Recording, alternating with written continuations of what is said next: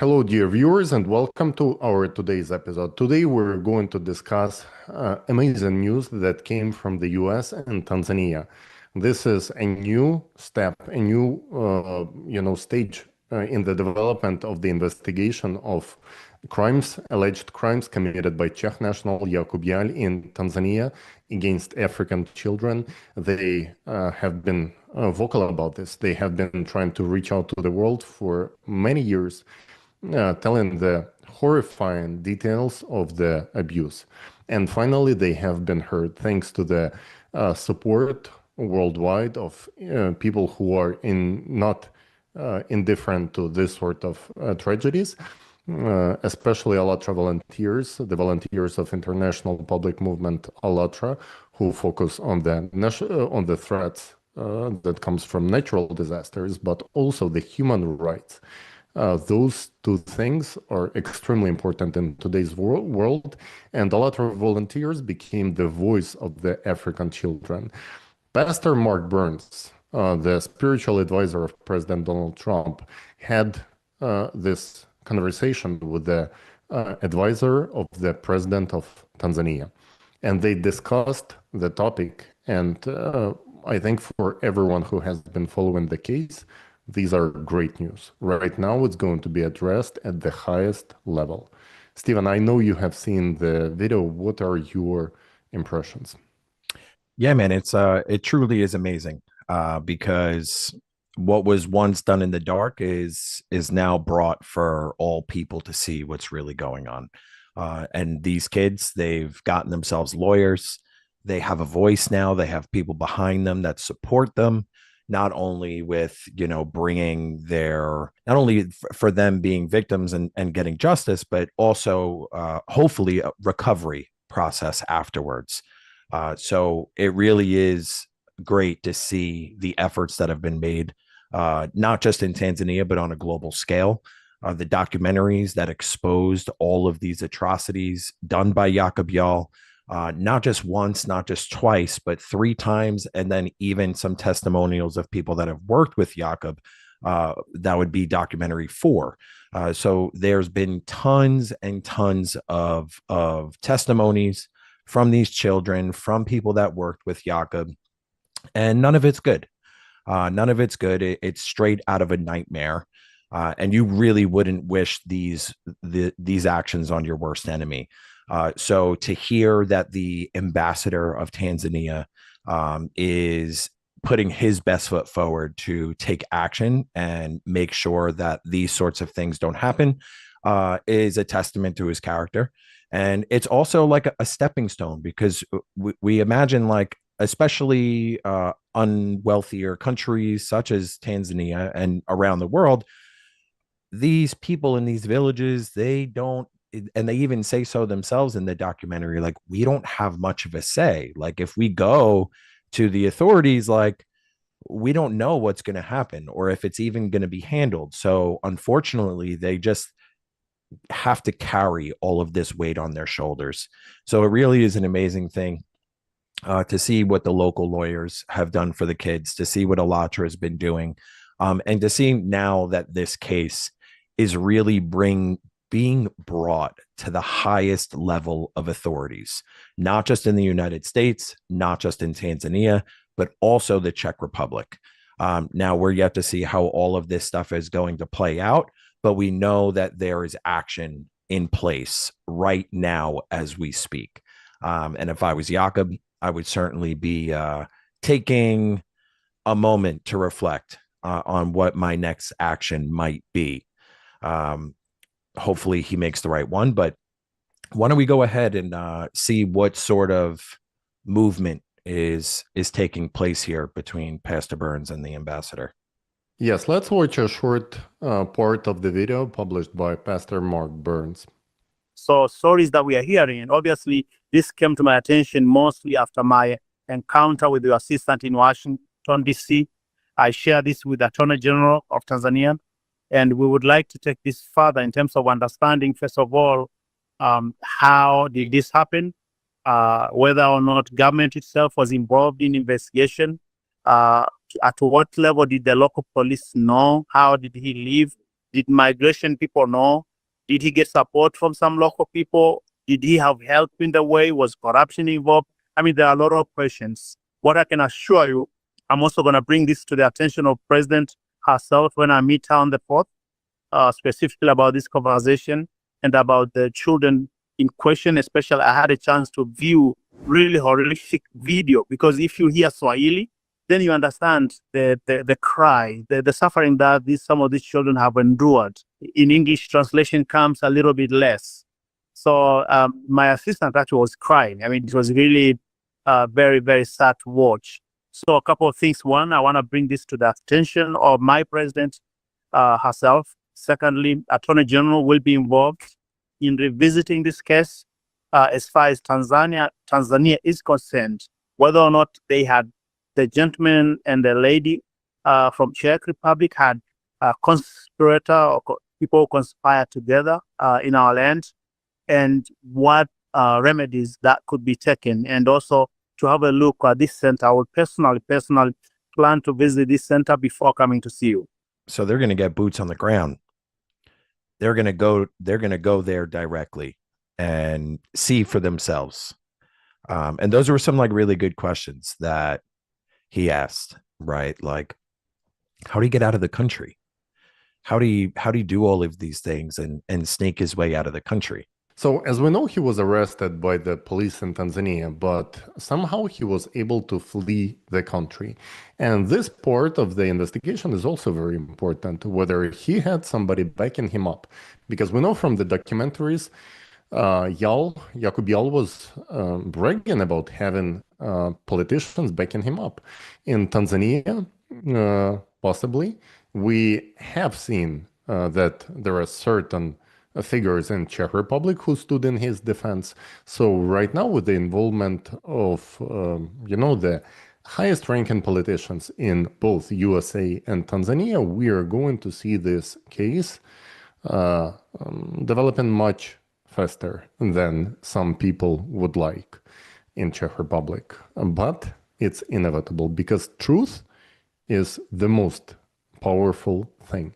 And thanks to the documentaries, thanks to the journalists who went there, who recorded the accounts of the victims, right now the whole world knows what happened. I think it's only a matter of time before it develops further. And it's kind of funny, right? Because they seem to be putting themselves between a rock and a hard place. Every single time there is further news about the investigation, there is further testimonies, further officials within the law that are taking the right steps. We see a plethora of people coming out of the woodwork that are trying to defend Jakub. And it's always the same rhetoric, and it's always easy to see exactly who is sending this message. They pretend he's a victim. They pretend that he's a scholar and that he would never do such a thing, and that people are out to get him. And they paint him as this innocent little boy that would never do such a thing. And then you have people that are directly on the ground in this village, showing a picture of him to young children.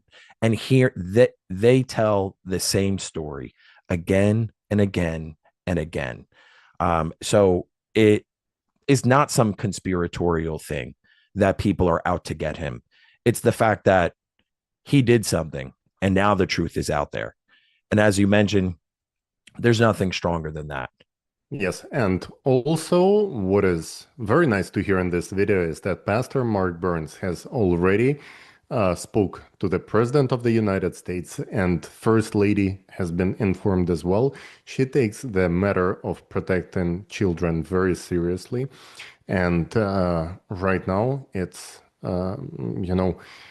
State Department of the US already has this information, and they took steps. They already got in touch with the Embassy of Czech Republic. So there are steps being made right now to get this case investigated. Nobody is going to be able to sweep it under the rug. Nobody is going to be able to silence the witnesses and the victims.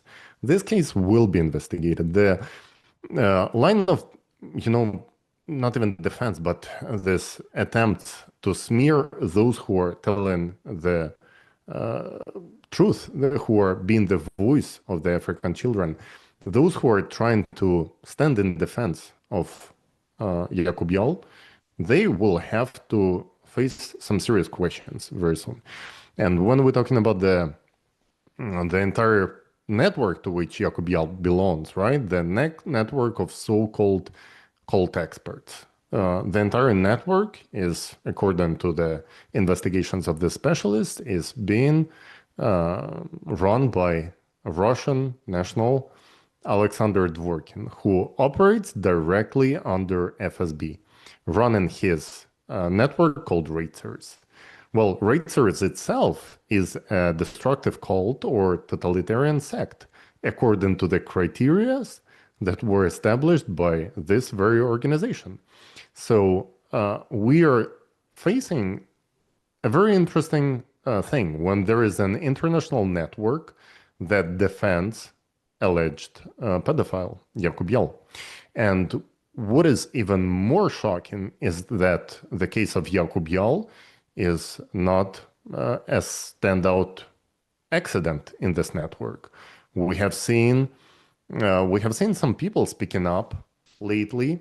Specifically, there is one famous anti-cultist who belongs to this network. His name is Steven Hassan.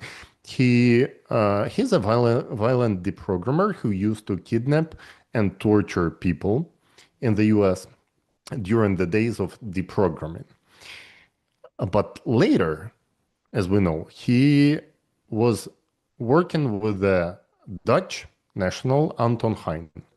Anton Heijn was arrested in California for molesting children, and Steven Hassan continued promoting him even after that. Well, Heijn was able to flee California when he was released early. He had no right to leave the state, but he escaped.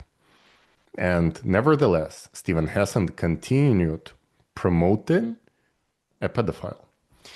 We know the case of a Mexican anti-cultist who was running a network of shelters in which children were supposed to get help after they were taken away from their families who were accused of being cultists, right? So what was actually happening in these children is that children were, this was a child trafficking ring. So here is Steven Hassan and Anton Heijn, who have been best buddies for a very long time. And here is George Elderly Graham, the anti-cultist from Mexico who was caught on molesting children and on organizing a child trafficking ring.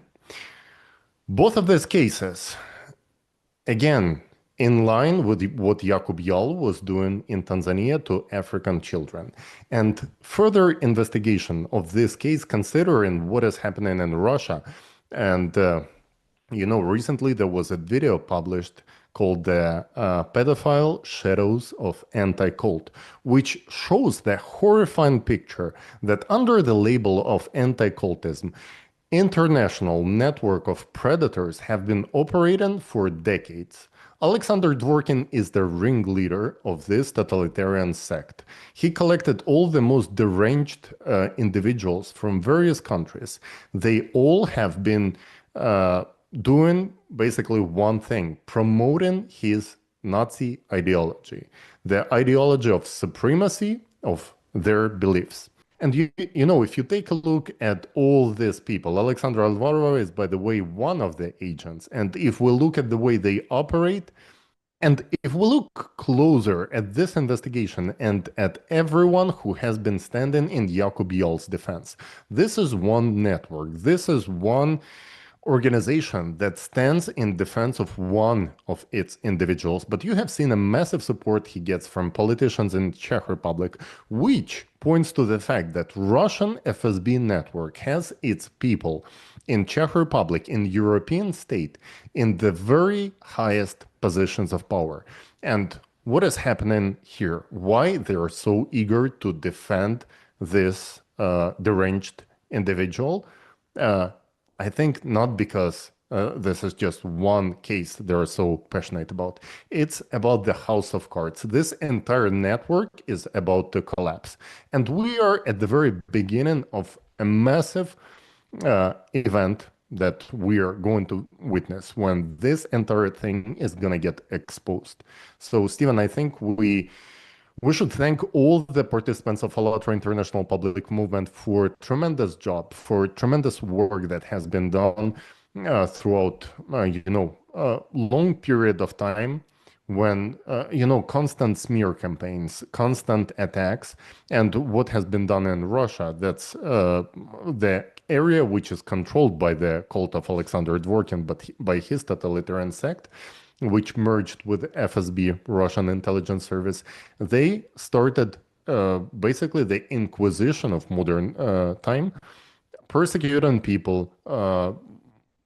FSB gets into the houses of, elderly people and young people and just, doing this terrorizing things, kind of like Gestapo, torturing people with plastic bags over their heads, torturing them with electric shocks, to force them to sign some sort of a paper which is going to lead to even more persecution based on the smear and lies of one individual obsessed with enlarging its own power and influence. And we're not talking about Russia only. This individual has much broader ambitions. He has network that operates all over Europe, that has its tentacles in the United States. We have seen him operating through BBC, the British broadcast service, which was supposed to be objective, which long ago was considered this newspaper that is the ultimate source of truth. Right now, it's infiltrated by the Russian FSB agents. We have seen the articles glorifying Alexander Dworkin, deranged psychopath who has medical records from a psychiatric hospital that were published online. It's confirmed that they're real. Schizophrenia and cyclothymia was among the diagnoses that were mentioned by his doctors in the medical records. So, nevertheless, individuals like Alexandra Stein, like her BBC colleagues, continued to publish in his articles, to push in his agenda. And if you take a look what kind of organizations they were targeting, you will see that those are the same organizations Alexander Dworkin was targeting in Russia. Was it merely an accident that all of a sudden across the globe in multiple newspapers here and there, the same copy-pasted narratives were published on the very same dates sometimes, right? So as we spoke before, right now, Jakub Jahl is basically becoming this weak link in entire network, which is about to expose the entire thing. So apparently he had handlers, most likely, right? Because he's either a psychopath or he had handlers. So whether he and who exactly his handlers were is the key question. And I think the biggest threat to Jakub Jahl comes precisely from the FSB affiliated individuals, from the network of FSB, because we know that poisoning has been just one of the ways they operate, but they have been, going after people in Spain, in the United Kingdom. They have been going after people all over the globe. So FSB has long tentacles. And what they don't like is somebody who's about to expose their entire operation. So Jakub Jahl should really think twice about what is he going to do now. Because all his pathetic attempts to justify his behavior with, desire to inject vitamins into children's bodies, that's not going to get him far. I think his days are numbered, so as the days of the anti-cult network. And I think the more investigation is going to go into the details of how this totalitarian sect that was, covering its operation, disguising it as anti-cult activities, what they were actually doing, what their actions were, and who were the individuals. I think this sort of individuals like George Orderly Graham from Mexico, like Stephen Hassan and Anton Hein, basically two individuals who were working, and again, Hassan is still operating, again, with Alexandra Stein from the UK, pushing the same agenda to radicalize the population in the United States. We are going to see much more. So, guys, I think we all are about to see much more coming up. Stephen, what would you like to add? Buckle up, because I think it's going to be a wild ride for everyone. Because, as you said, this is an international thing. And if we take Jakub as the avatar for what is happening on an international scale with all of these individual agents, these atrocities could be happening everywhere in the world. And we know when things are synchronized, when things are organized, they're more efficient. So these aren't just a bunch of random pedophiles just sick in their mind doing their own thing. They're organizing and possibly doing these things synchronistically and liking it. The sadistic pleasure that they are getting out of these sorts of things is something no normal person can turn a blind eye to. So when you're a responsible adult and you see atrocities like this happening on your planet, you have a hard time sleeping at night. And in order to sleep better, you take action. And Alatra, all across the planet, is filled with responsible adults that are willing to be the voice of these children. So that house of cards has a massive tornado coming its way. And I think that this is something that all people on the planet can really get behind, because if we don't protect our children, then what sort of future does this planet really have, other than a bunch of traumatized adults who can't function in a normal society because of these sorts of things that are happening. So I'm grateful to everyone in Alatra, to Pastor Burns, to the ambassador of Tanzania, and all the people that are willing to take responsibility to protect our planet. So, and thank you, Tali, for, working so hard and bringing all of this information to the public, and putting it in a way that people can really get behind and understand what's actually going on. Thank you, Stephen. I think the most important thing from every responsible adult and the most natural thing is to protect children. No child should go through the, atrocities that the children described in these documentaries you can see on the screen right now. If you have not seen them, I urge you to watch them, because you will not be able to, just ignore it. The kind of things that happen to these children, no child in the world should experience. Children should have happy childhood. And one of the most important things is to show to the world that what has happened in Tanzania can never happen again. This case is, one of the most important, I think, hallmarks that will turn the course of history in the right direction. People should know what happened there. People should be aware in order not to let anything like this happen again. And if the information is going to be confirmed about the operation, about the fact that Alexander Dworkin was deliberately selecting individuals like this and working with them on the scheme similar to mafia, when they were forcing people to commit a murder in order to be part of the mafia, right? If this was a ritual that Jakub Jahl has to go through in order to become the representative on this network, because we are seeing his whole career skyrocket and he becomes this anti-cultist who is featured on CNN, who is featured on Prima News and other channels. Now you see Seznam Sprawy, iRozglas, and other, so-called media standing behind him. So how did this network was able to infiltrate all these organizations, how much finances were put into it. We know that USAID was used